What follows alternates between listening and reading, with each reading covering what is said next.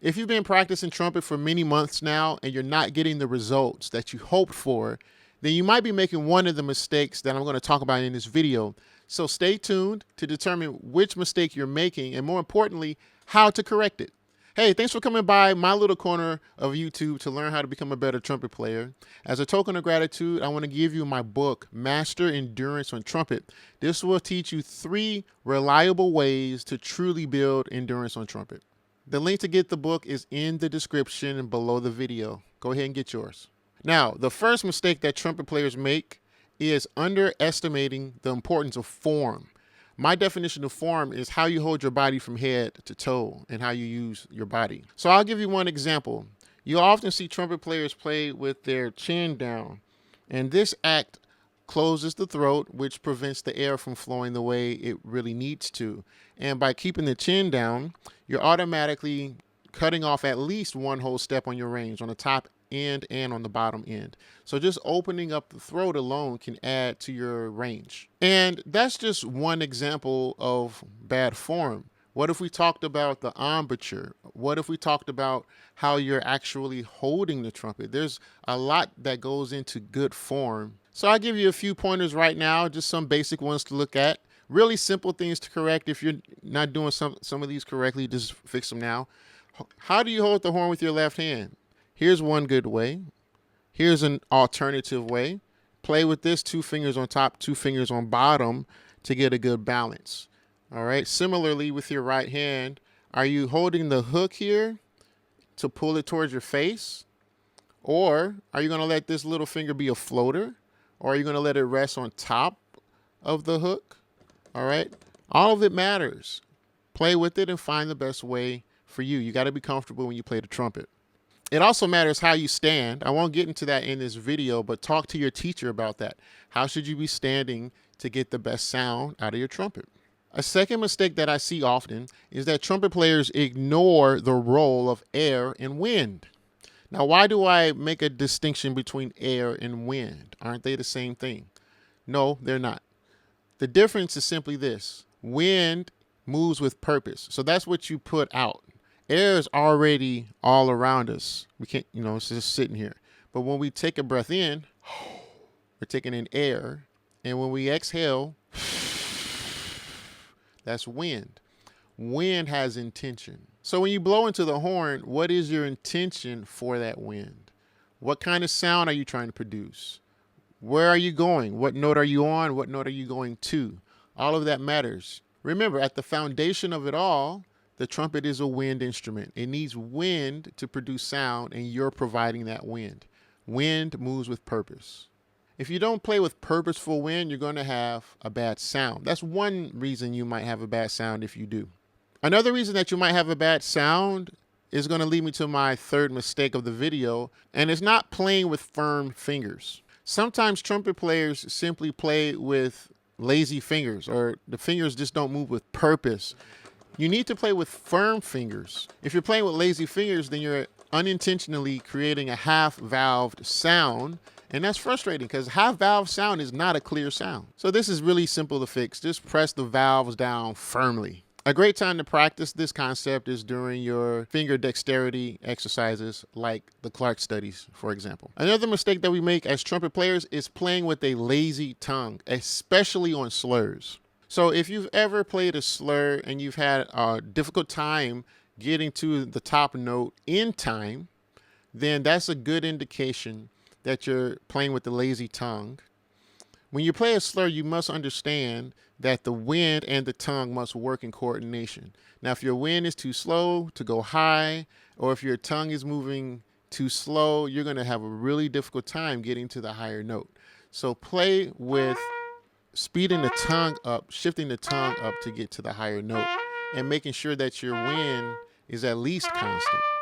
Another mistake that trumpet players make, and this one is not limited to trumpet players, is not listening to enough music. This is important because it will teach you how to play in style. So regardless of the style of music that you've chosen for yourself as your career or just for your pure enjoyment, maybe you play at church, maybe you have a regular restaurant performance that you do. It doesn't matter. Listen to that style of music at least so that you know what it's supposed to sound like, so that you can execute the articulations required to make the music sound authentic. Now, if you're someone that has aspirations to become pro or at least play with professionals, then you're going to have to listen to a lot of music. Because when the set list changes styles or genres, that should not throw you off. You have to be prepared for that. And the way you prepare is by having the sound in your mind. And you get the sound in your mind by listening to recordings. So, yes, listening is a part of practice. Okay, I'll leave you alone on that, but listen to a lot of music. Let's talk about another mistake that we make as trumpet players, and that's not practicing soft dynamics. Honestly, to pick up the trumpet and play a soft note is challenging.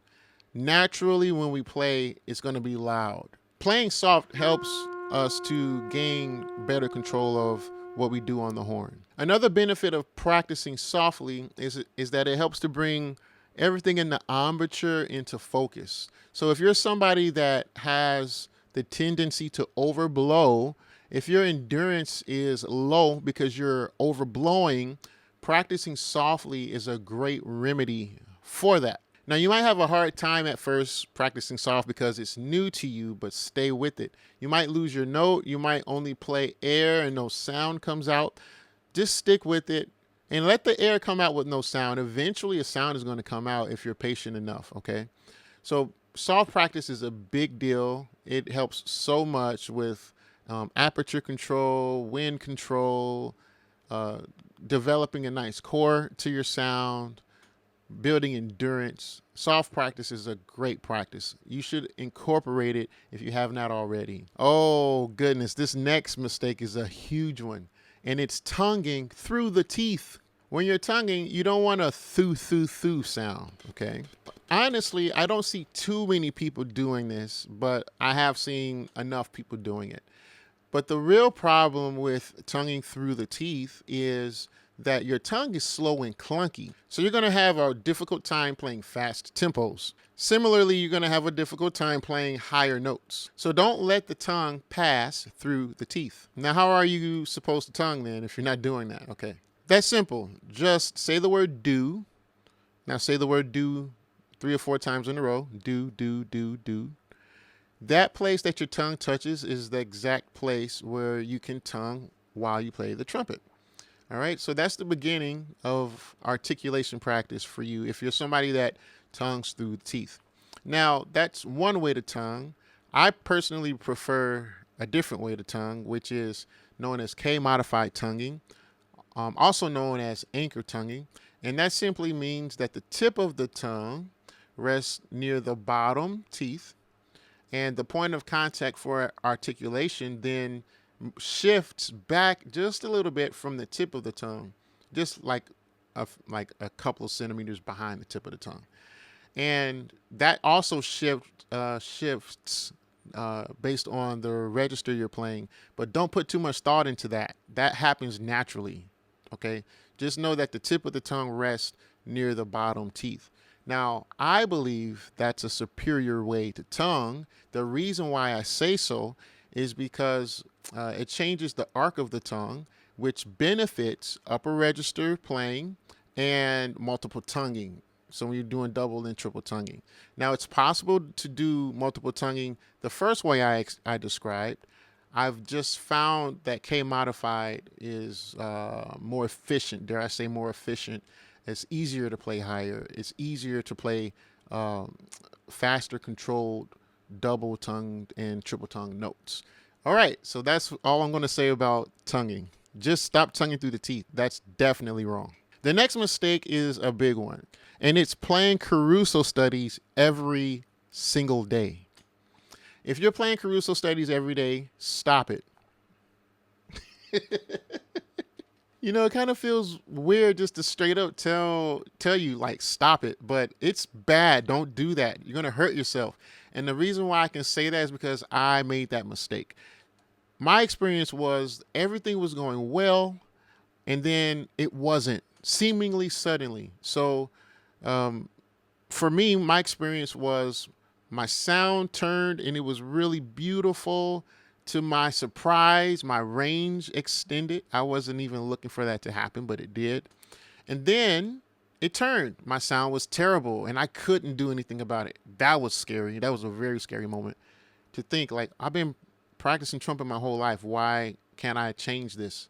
And then I was just tired. I couldn't barely hold a note. I was playing Caruso way too much and exclusively.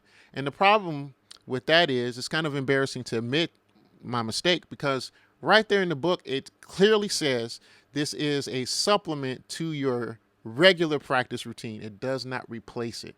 So if you're practicing Caruso, make sure it's only a supplement and play it a couple of times a week, okay? At the most 3, but don't go beyond that, okay? You want to make sure you have a regular, fundamental, balanced practice routine. Oh my goodness, I almost forgot this one, and it's so important. A mistake that I see often is that people are not actually practicing. They think they're practicing, but they're not. And how is this possible? Well, what they do is they take the horn out the case and they play their favorite song for a few minutes, and then they get tired, so they put their horn back in the case and they call that practice. And they might do the same thing tomorrow, maybe. So that's not practice. Even if you did play your favorite song every day, that's still not practice. So you need a balanced trumpet routine played in the right way. That's practice, okay? And that does include playing music. So you can play your favorite songs, but there are other things that go along with that. And the next mistake is similar to that one, which is trumpet players practice too sporadically. So what we need is to get good practice habits played daily. You need to put your practice days in succession so that your body stands a chance to change in your favor for trumpet playing. So practicing too sporadically is a huge mistake. Thankfully, it's pretty simple to fix. You just have to make a commitment to yourself and show up to practice. Schedule a time that works best in your schedule. If it's early in the day, midday, or late in the day, whatever is convenient for you so that you can practice.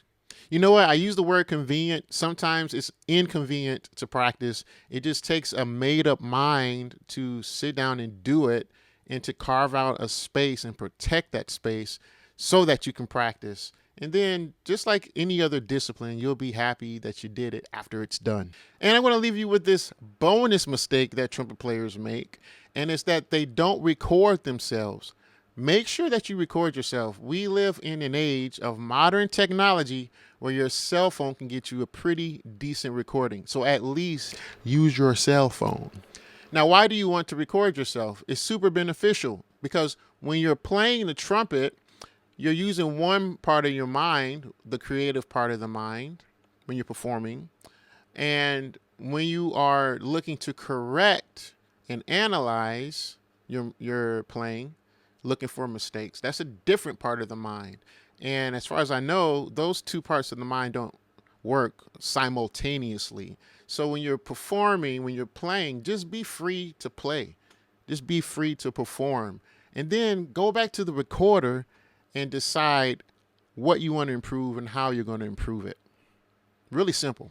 Now, I know you might be afraid of the truth, which is we don't sound good initially, but that's the whole point of practice. Don't be afraid to make mistakes. Remember to grab your copy of Master Endurance on Trumpet so that you can learn 3 reliable ways to truly improve your endurance on trumpet. And if you want to continue your learning, click or tap on one of the videos on the screen here, and I'll be there to greet you.